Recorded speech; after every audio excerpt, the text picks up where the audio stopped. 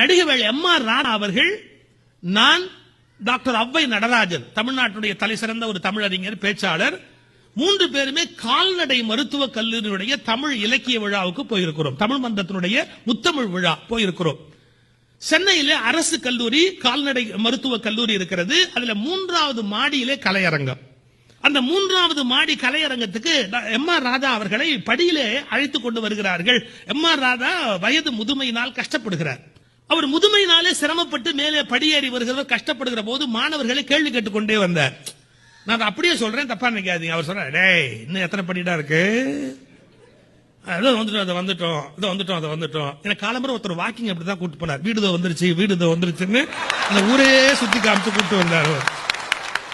அது மாதிரி எம்.ஆர். ராதாவை ஒருத்தர் அதே மாதிரி கூட்டிட்டு போனார். எப்படி மாடி வந்துருச்சு, 3 மாடி. அப்படியே மூச்சு இறக்கிது எம்.ஆர். ராதாவுக்கு. அப்படியே மூச்சு உள்ளே வெளியிலும் உள்ள இறக்கிது அவருக்கு. ஒரு மாதிரி ஆன்னு மூச்சு விட்டு மேடைக்கு வந்து உட்கார்ந்தார். நான் காலேஜ் ஸ்டூடெண்ட், அப்ப படிக்கிறேன்.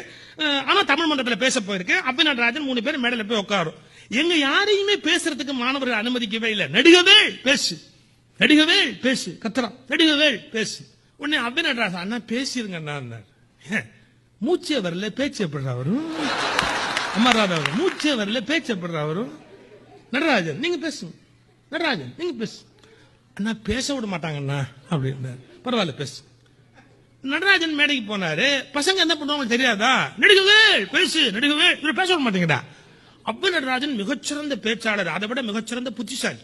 அவர் சொன்னார், நண்பர்களே, அடுத்து நடிகவேள் பேசுவார் என்பதை அறிவிப்பதற்குத்தான் வந்தேன். அப்படியே டக்குன்னு அப்படியே ஒதுங்கிட்டார். அவருக்கு மூச்சு முட்டுது. அப்படியே மேடைக்கு வந்தார் எம்.ஆர். ராதா. ஏய் நீ எல்லாம் படிச்சவனடா. மாணவர்களை பார்த்து கேட்கிற, நீ எல்லாம் படிச்சவனடா. வயசான கிழவனை 3 மாடிக்கு ஏத்தி இட்டுன்னு வரைய, நீ எல்லாம் படிச்சவனடா. முடியலன்னு சொல்றேன். அதுக்கப்புறமா வான்னு மேல கொண்டாந்து உட்காத்தி வச்ச உடனே பேசுங்கிற, உனக்கு அறிவு இருக்கட. அடுத்த வார்த்தை ரொம்ப டாப்பா சொன்னார், நீ எல்லாம் மாட்டுக்கு வைத்தியமாக்க போறியா? அட மனுஷன்னா முடியலன்னு சொல்றேன், என்னையே அந்த பாடுபடுத்துறிய, மாடு ஒண்ணு சொல்லாதடா, அதுக்காக நீ வைத்தியம் பண்ண போறியா? என்ன பாடுபடுத்துங்க. அடுத்த வார்த்தை சொன்னார், நடராஜ படிச்சவன். ஆனா எம்.ஆர். ராதா ஒரிஜினாலிட்டி. நடராஜா என்ன படிச்சிருக்க? அவர் சொன்னார், எம்.ஏ. PhD என்னமோ படிச்சிருக்கான். அவர் எம்.ஏ. PhD வரல திருப்பி சொல்றதுக்கு, என்னமோ படிச்சிருக்கிறார். அவன் படிச்சவன்டா, அவன் டாக்டர் நடராஜன். அவன் பேச்ச நீ படிக்கிறவன் கேட்க மாட்டேங்கிற, படிச்சவன் கேட்க மாட்டேங்கிற, நாடு உருப்பிட மாட்டேன் சொல்லிட்டு அடுத்த வார்த்தை சொன்னார், நான் நடிகன்கிறதுக்காக எனக்கு என் பேச்ச கேட்கிறேன். நடிகன் பேச்ச கேட்டா நாடு உருப்பிட மாட்டேன். என்ன திங்கிங் சார்?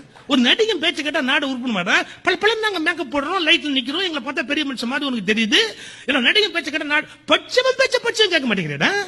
நான் படிக்காத முண்டம், நான் சொல்றேன், நான் படிக்காத முண்டம் என் பேச்ச கேட்கறீங்க, நீ எல்லாம் நாடு உருப்பிட மாட்டேன். பின்னிட்டார் மனுஷன். ஆனா ஒரிஜினல் திங்கர் அவர். கடைசியா ஒரு வார்த்தை சொன்னார், சரி ஆனாவனா படிக்கிறான், அது ஆனாவனா எவனோ கண்டுபிடிச்சான். ஆனாவனா கண்டுபிடிச்சான் பாரு, அவன் ஆனாவனா படிக்கல. ஆனாவனா படிக்கிறான், அது எவனோ கண்டுபிடிச்சான். ஆனாவனா கண்டுபிடிச்சான் பாரு, அவன் எதுவுமே படிக்கல.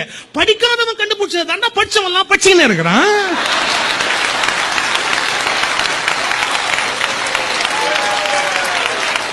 அந்த சரிகமா தெரிஞ்சு மாமா நீ என்ன ஒரு பாட்டு பாடுவா, அது மாதிரி ஒரு நடிப்பு பார்க்க முடியுமா உலகத்துல? மிகப்பெரிய நடிகர். ஆனா அந்த நடிகன்கிறத தாண்டி ஒரு ஒரிஜினல் திங்கிங் என்ன, படிக்காதவன் கண்டுபிடிச்சது தாண்டா படிச்சுன்னு இருக்கிறான்னா ஒரிஜினல் திங்கர். அவர் நடிகன்கிற முறையில் தர வேண்டிய மரியாதை வேற, சிந்தனையாளன் அறிவாளி என்ற முறையில் தர வேண்டிய மரியாதை வேற.